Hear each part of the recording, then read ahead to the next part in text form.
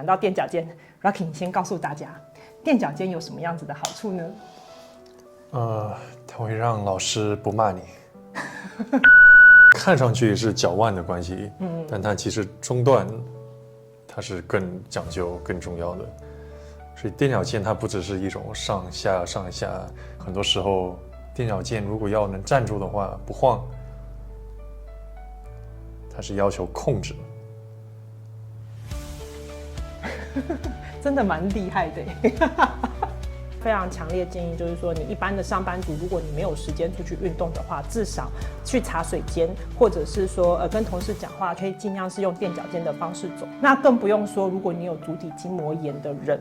除了你要放松小腿以外呢，这个脚跟这个脚尖的这个练习，其实真的是非常重要的。欢迎来到古典舞健身学院，我是健康养成记的主持 Amber， 我是中国国旅老师 Rocky。好，那我们今天要来讲的这个主题呢，叫做垫脚尖。哇，终于要讲垫脚尖这件事情了。因为呢，这个垫脚尖这件事呢，是我们每一次在上课，还有几乎我们节目里面呢，都一定会提到非常非常重要的这个动作。那如果你喜欢我们今天的影片呢，请记得帮我订阅还有分享。那我们现在在干净世界频道呢，每2个礼拜都会有一次节目的更新，还有直播。在 Facebook 上面呢，我们也会有一些即时讯息，还有上课资讯的分享。那最重要的是，我们现在在台北呢，每个礼拜天的早上9点跟10点半有2堂课。如果有兴趣的朋友呢，可以上我们的LINE ID 小老鼠 QMK7252Z。讲到垫脚尖 ，Rocky， 你先告诉大家，垫脚尖有什么样子的好处呢？它会让老师不骂你。OK， 好了，还有呢，身体健康的好处，好吗？好，身体那最好就是我们重心平衡感会练得会变成很自然的直。很多时候垫脚尖如果要能站住的话，不晃，它是要求控制。真的蛮厉害的。哈哈哈 ，OK 好，所以垫脚尖它看上去是脚腕的关系，但它其实中段它是更讲究、更重要的。所以垫脚尖它不只是一种上下，这就是2岁小孩我要躺，我要上厕所。所以刚刚你就是说，他练到了脚腕的部分，会变得比较有韧性，对，有灵活性，有力量。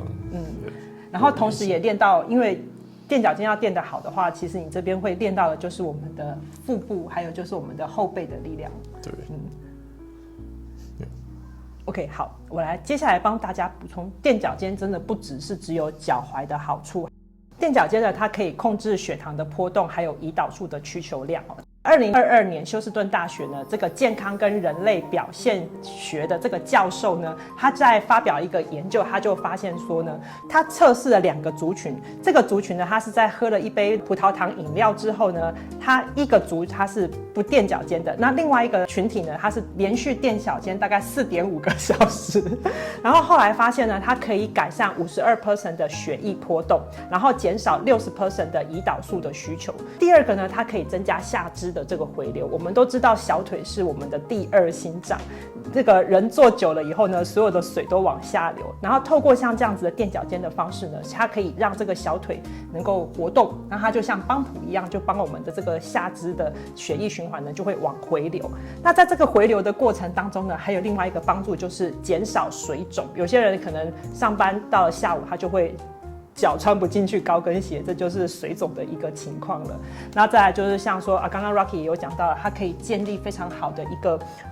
脚踝的力量。我们其实最近在上课的时候呢，我们会发现有一些年纪比较大的长者，他们走路会有点像这样子走路。其实他都已经是他的脚踝，他已经没有办法有正确的足弓跟这个走路的这个形式了。怎么样去调整呢？就是最好就是从这个垫脚尖的部分开始，让他的这个足弓慢慢的恢复，然后增加他足底的这个弹性，还有就他的这个灵活性。那垫脚尖还有一个好处就是增加骨质密度，因为我们在垫脚尖的时候呢，其实它是给予我们骨头重量的一个负荷，这样子的一个刺激呢，它其实是会帮助我们身体释放这个骨钙素。骨钙素它不只是会增加你的骨质密度，其实现在研究也发现，骨钙素它可以活化全身非常多的器官，还有很多的优点。那这边我们就不再详述啦。那当然呢，垫脚尖它一定会练到肌力，因为它小腿会非常非常的酸，然后也会练到我们的大腿的这个力量。那还有，如果从中医的角度来讲的话呢，刚刚消水肿嘛，所以呢，其实消水肿的另外一个概念就是它可以排除我们身体上的湿气。所以呢，湿气中的夏天呢，大家如果想要排湿的话呢，其实多多垫脚尖也是非常有帮助。那其他的部分呢，像是说，如果说你是一个运动员，你希望你的脚趾力量能够更强化的话，垫脚尖也是一个很好的方法。像中国古典舞的演员，他们跳得很高，要能够落下来没有声音，这个垫脚尖就变得非常的重要了。那所以今天这一集呢，我们要教大家的是，不是随随便便乱垫脚尖，而是怎么样垫脚尖垫到对，把我们刚刚讲的那7、8个好处全部一起通通拿下来。这个其实还是需要有一点点技巧的咯。好 ，Rocky， 换你了。好，那垫脚尖第一个最重要就是胯的重心，胯的重心，中段的重心。所以我们在垫之前一定要收腹，一定要屁股不但夹紧，但是往前顶。所以这叫核心的力量。核心力量之后，中段往前倾一点点，我们的尾椎、脚跟跟头发，最后这一根，每次都拉我头发。对，它是形成一条直线之后，我们再允许什么都不动，就靠脚腕、脚后跟起，还是有一点动的，再下，然后就靠脚腕的力量起，好一点点，对。要落的时候，有人拔住你的这根头发，然后很慢，脚后跟去着地，重心还是偏前。对，要我们上和下四指，预备，1、2、3、4、5、6、7、8，好一点点。对，所以它是正的重心去做半腕肩上和下。这个意义是因为如果中间你去调整重心，假设我现在站得很直，很偏前，上去也是前。我落半脚尖的时候，如果重心是往后，它是没有控制的。外在的一个风一吹，剪影一动，地上滑一点点，那你就很容易受伤。所以运动员很多时候都要讲，因为他要总是在一种攻击啊，瞬间拿到球就可以动的时候，重心一定要偏前。其实你看很多猫，很多那种小动物，它为什么它就可以这样跑？因为它的重心总是在一种放在前预备的状态。对，它总是在 alert。这个重心的问题，真的是我们在每一次上垫脚尖课的时候呢，大家最常犯的问题就是大家的重心其实是往后偏的。所以像上次那个小丁来采访我们的时候呢，他有示范一个垫脚尖，你们就可以看得到，就是一般人如果没有注意的话，他其实下来的时候他是会重心往后倒。对，那这个其实这个往后倒，其实也就是表示说你已经习惯你的重心是在后面的，所以我们要怎么样学习把自己重心往前？垫脚尖是一个很好的练习方法。对。然后第二就是它重心调整过来，我们习惯就是死放在脑袋里边这个习惯，垫脚尖它一定是前面落下来也是在前面，走路和跑步对腰、膝盖、胯它就不会那么痛。现在因为太常用电脑或者重心靠后，它往前走，它是往前，落下来的时候它是往后，它就变成走路，它是一种摇去走。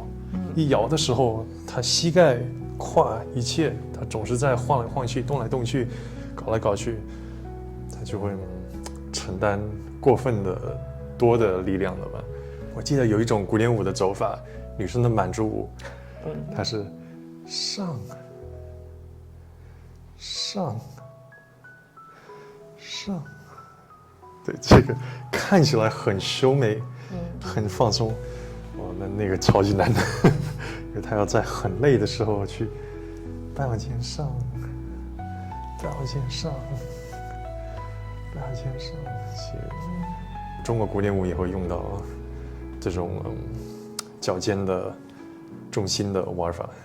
好，我们整理一下，就是第一个垫脚尖的重点：中段收住，核心收腹顶胯，收腹，然后尾椎收起来，这边让它自己要有力量撑住。然后我们脚后跟、尾椎、头顶一切微微偏前。然后重心对的时候，我们往上立，不是要摇上去，而是脚后跟、脚踝直接用它的力量垫起来。对，下来也是不要去摇的下来，而是轻轻的一落，它就够了。真的是怕去吵醒那边有个狮子在睡觉，你得。我们现在非常强烈建议，就是说，你一般的上班族，如果你没有时间出去运动的话，至少去茶水间，或者是说跟同事讲话，在办公室哪边走动的时候呢，你可以尽量是用垫脚尖的方式走，这是第一个。第二个就是说呢，如果你的脚踝你在蹲下去的时候，你是没有办法全脚蹲的人，其实它就是有一部分它是你的脚的跟腱不够好。其实训练这个垫脚尖的动作呢，它也可以帮助到这个跟腱能够更加的就是健康的这个部分。然后第三个就是我们现在比较常见的，然后就是一些年纪比较长的长者呢，他们走路会开始有点这样摇摇摆摆的走，其实就是已经这个足弓这个铰链机制呢，它已经没有了。所以呢，多做这个垫脚尖的这个动作呢，它也可以有助于他的走路的时候的那个重心从后面到前面，从后面到前面的这个推进。那更不用说，如果你有足底筋膜炎的人，除了你要放松小腿以外呢，这个脚跟这个脚尖的这个练习，其实真的是非常重要的。我们有一个学生呢，他就说他有一点点足底筋膜炎，但是他测试他的小腿是不紧绷的，所以我们就跟他讲说，你就是多做这个垫脚尖的动作。1个礼拜之后，他就跟我讲说，他的那个足底筋膜的那种不舒服的感觉呢，就是真的缓解了非常的多了。好，那今天非常谢谢 Rocky， 这个垫脚尖非常的重要，强力建议大家有事没事就多垫一下脚尖。好，那我们今天的分享就到这边，那下次再见喽，拜拜。